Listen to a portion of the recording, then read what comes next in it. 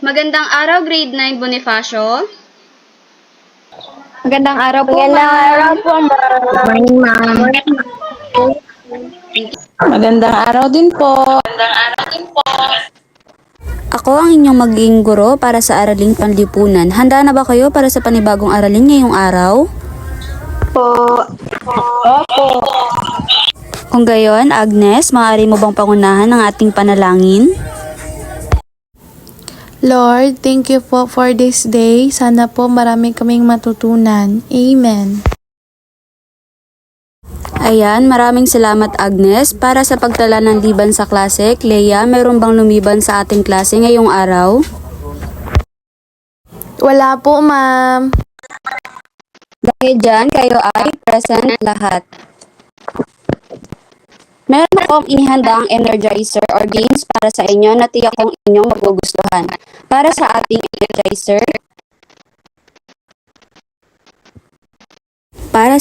educational games or energizer, ang aking pipiliin ay AP Migration Quiz dahil ang subject na hawak ko sa inyo ay Araling Panlipunan.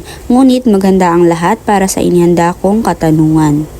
Para sa unang katanungan, Casey, basahin at sagutin. Is migration. Ano po, ma'am? Moving to a new place po. Tama kaya ang sagot ni Casey? Tama, ito ay moving to a new place. Para naman sa ikalawa, Maybell.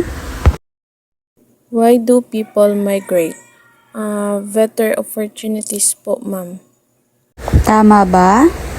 Tama, ito ay better opportunities. Para sa ikatlo, Florabeth, sagutin mo ito. What is immigration? Sa tingin ko po, ma'am, is entering a country po. Tama kaya ang sagot ni Florabeth? Tama, ito ay entering a country. Para sa ikaapat na tanong, Aika, pakibasa at sagutin. What is immigration? Sa tingin ko po, ma'am, leaving a country po, ma'am. Tama kaya ang sagot ni Aika?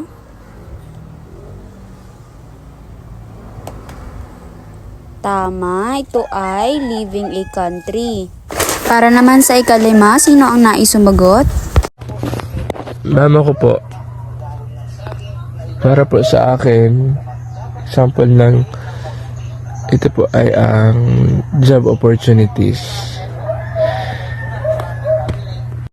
Para sa iyong kasagutan, ito ay tama, ito ay job opportunities. Magaling, lahat kayo ay nakakuha ng tamang sagot. Ngayon naman, meron akong inihandang video lessons para lubos niyong maunawaan kung ano nga ba ang ating paksang tatalakayin patungkol sa migrasyon.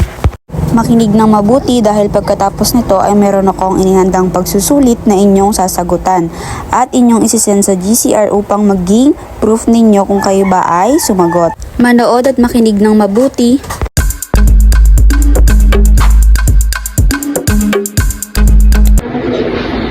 Magandang araw, grade 9 Bonifacio. Ako si Teacher RJ. Bago tayo magsimula sa ating aralin sa araw na ito, tayo muna ay manalangin. Panginoon, salamat po sa panibagong araw na ito upang kami ay matuto. Buksan niyo po ang aming isipan upang lubos na maintindihan ang aming mga aralin. Lahat po ng ito ay aming dinadalangin sa iyo, aming Diyos Ama. Amen. Muli, magandang umaga. Handa na ba kayo para sa ating panibagong aralin sa araw na ito? Ngayon ay tatalakayin natin ang isang mahalagang paksa sa Araling Panlipunan at ito ay ang migrasyon. Ngunit bago yan, naranasan mo na bang lumipat ng tirahan o may kamag-anak ka bang nagpunta sa ibang lugar o bansa para magtrabaho o manirahan? Kung oo, iyon ay isang halimbawa ng migrasyon. Para sa ating layunin. Pagkatapos ng video lesson na ito, inaasahan ng mga mag-aaral ay na ipapaliwanag ang kahulugan ng migrasyon at ang mga dahilan at epekto nito sa tao at sa lipunan. Ano nga ba ang migrasyon?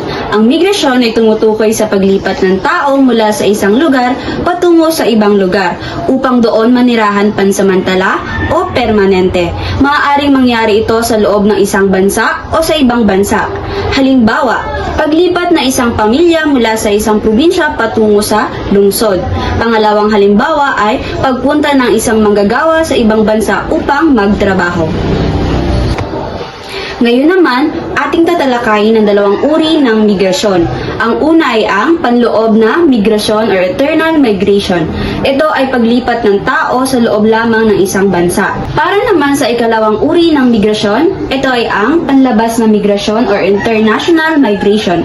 Ito naman ay paglipat ng tao mula sa isang bansa patungo sa isang bansa. Para naman sa mga dahilan ng migrasyon, may iba't ibang dahilan kung bakit nga ba lumilipat ang mga tao patungo sa ibang lugar. Una ay ang trabaho o hanap buhay. Maraming tao ang lumilipat upang makahanap ng mas magandang trabaho. Para naman sa ikalawa, ito ay ang edukasyon. Ang iba naman ay lumilipat upang makapag-aral sa mas magandang paaralan o universidad. Para naman sa ikatlo, ito ay ang kaligtasan at seguridad. May mga taong napipilitang lumipat dahil sa digmaan, kalamidad o kaguluhan. Para naman sa ikaapat, ito ay ang mas magandang pamumuhay. Ang ilan ay naghahanap ng mas magandang oportunidad para sa kanilang pamilya.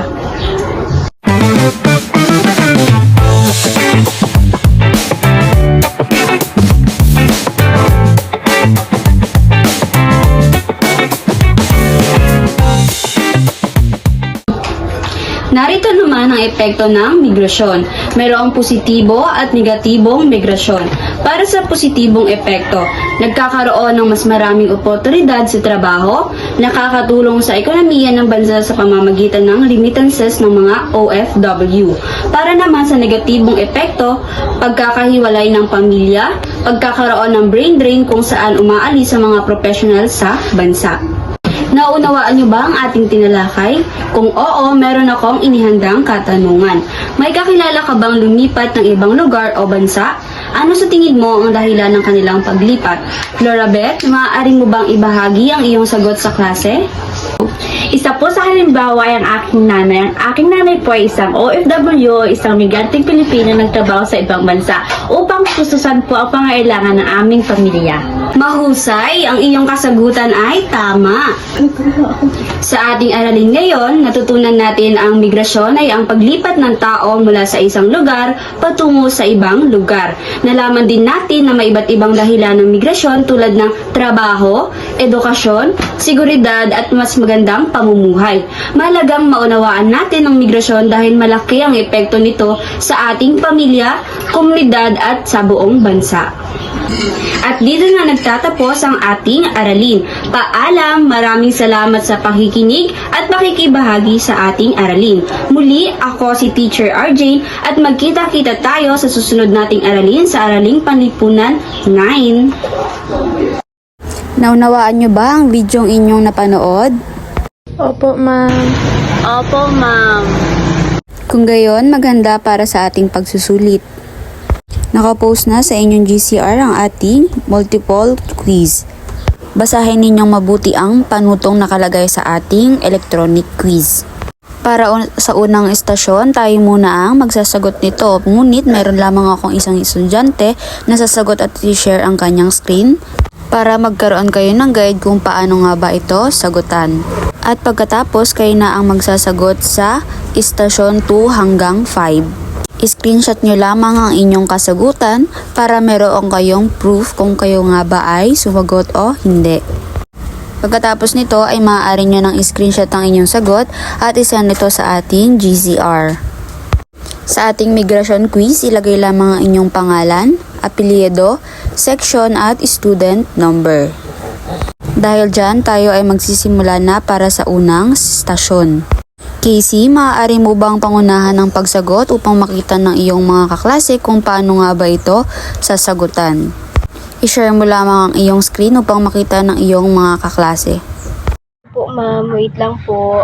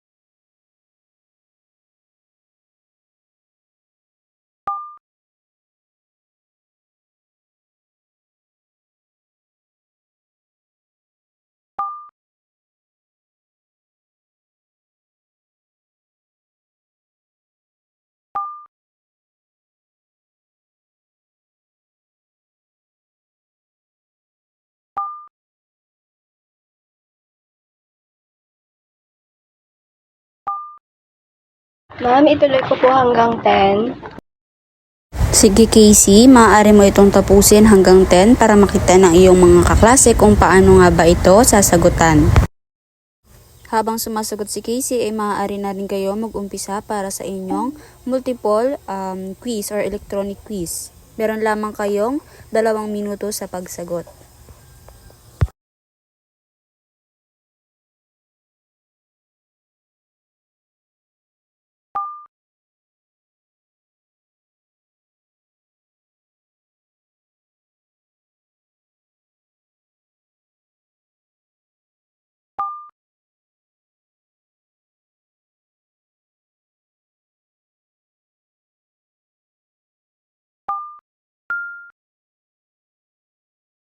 Ngayon naman ay meron akong inihandang karagdagang gawain o takdang aralin na inyong sasagutin at ipapasa nyo ito sa muli nating pagkikita. Ito ay sa Monday. Sagutin ng mabuti ang mga katanungan at pagnilay-nilayan ninyo ang inyong mga kasagutan upang madali nyo itong masagot at magkaroon kayo ng malawak na kaisipan patungkol sa essay o sa tanong na iyon. Naunawaan ba? Opo, ma'am. Opo, ma'am. Ito ay essay type, unawain at basahin mabuti ang panuto. Kayo ay gagawa ng isang sanaysay patungkol sa ating tinalakay. Screenshot nyo lamang ang inyong mga sagot at isend sa ito sa ating GCR. Para sa ating migration essay quiz, ilagay lamang ang iyong buong pangalan at piliin kung ano ang inyong section bago kayo makapag-login sa ating migration essay quiz.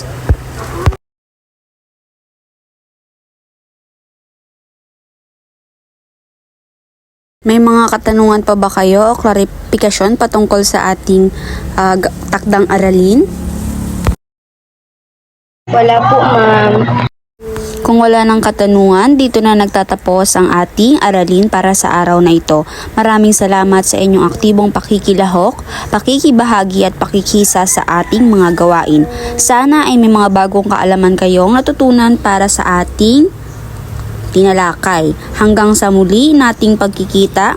Magandang araw muli, Grade 9 Bonifacio. Paalam, class! Bye, ma'am.